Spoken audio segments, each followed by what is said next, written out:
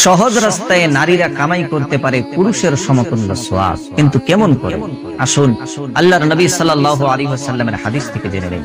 এক মহিলা আল্লাহর নবী সাল্লাল্লাহু আলাইহি ওয়াসাল্লামের কাছে নারীদের পক্ষ থেকে নবীজির কাছে এসে জিজ্ঞেস করলেন, ইয়া রাসূলুল্লাহ সাল্লাল্লাহু আলাইহি ওয়াসাল্লাম, আমি আপনাকে একটা কথা বলতে চাই। নবী আকরাম সাল্লাল্লাহু আলাইহি ওয়াসাল্লাম বললেন, তুমি কি বলতে চাও? তখন মহিলা বললেন, ইয়া রাসূলুল্লাহ সাল্লাল্লাহু আলাইহি ওয়াসাল্লাম, পুরুষেরা তো আমাদের থেকে অনেক আগে চলে যাচ্ছে, পুরুষেরা তো আমাদের থেকে অনেক আগে চলে যাচ্ছে সওয়াবের দিক দিয়ে। ওরা পুরুষেরা মসজিদে জামাতে নামাজ পড়ে, কবরস্থানে যায়, কাফন দাফন করে, কবরে মাটি দেয়, মুর্দাকে দাফন করে, এদিক দিয়েও ওরা সওয়াব কামাই করতেছে। এরপরে পুরুষেরা জিহাদের ময়দানে যায়, জিহাদ করে, এদিক দিকেও পুরুষেরা সওয়াব কামাই করতেছে। নারীরা তো এই সকল জিনিস করতে পারে না। আল্লাহর নবী সাল্লাল্লাহু আলাইহি ওয়াসাল্লাম তখন বললেন যে, তুমি খুব সুন্দর প্রশ্ন করেছো। এরপরে নবী আকরাম সাল্লাল্লাহু আলাইহি ওয়াসাল্লাম বললেন, ও মহিলা শোনো, তোমরা যখন নামাজের সময় হয়ে যায়, ঘরের কোণায় তোমরা আল্লাহ তাআলার খাতিরে, আল্লাহকে রাজি করার জন্য মসজিদে না গিয়ে নিজের ঘরে বসে তোমরা যে আল্লাহ তাআলার হুকুম নামাজকে আদায় করবে, পুরুষেরা মসজিদে গিয়ে নামাজ পড়ে যতটুকু সওয়াব কামাই করে আল্লাহ তাআলা তোমাদেরকে ততটুকুনি সওয়াব দান করে দিবে তোমরা যখন ঘরের মধ্যে নামাজকে আদায় করে নিবে। সুবহানাল্লাহ। দেখেন কত সহজ করে দিয়েছে নারীদের জন্য সওয়াব কামাই করা।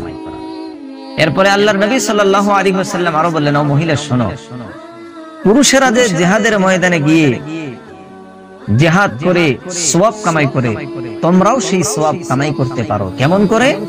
তোমরা ঘরের ভিতরে নিজের সন্তানের খাতিরে রাতের বেলা যে ঘুমটুকু নষ্ট করো, বাচ্চার খিদা লাগার কারণে, বাচ্চা পেশাব করে দেওয়ার কারণে, বাচ্চা পায়খানা করে দেওয়ার কারণে, বা বাচ্চার বেমার আজার হওয়ার কারণে রাতের বেলা যে তোমরা বাচ্চার যত্ন নেও, কষ্ট করো, তোমাদের এই বাচ্চার খাতিরে কষ্ট করাটুকু আল্লাহ রাব্বুল আলামিন জিহাদের ময়দানে ওই পুরুষের সমতুল্য সওয়াব দান করে দেয়, যে পুরুষ জিহাদের ময়দানে রাতের বেলা বাতিলের বিরুদ্ধে নিজের জীবনকে বাজি রেখে কাফেলাকে পাহারা দেওয়ার জন্য রাত প্রহর করে দেয়, ওই পুরুষের সমতুল্য সওয়াব তোমাদের আমলনামায় লিখে দিবে।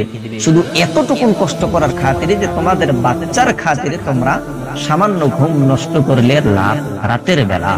সুবহানাল্লাহ। দেখেন কত সহজ করে দিয়েছে নারীদের জন্য সওয়াব কামাই করা আল্লাহ সুবহানাহু ওয়া তাআলা।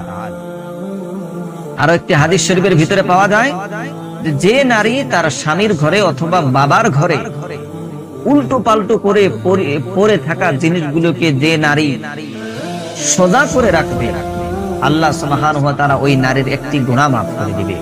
আল্লাহ সুবহানাহু ওয়া তাআলা ওই নারীকে একটি সওয়াব দান করে দিবে।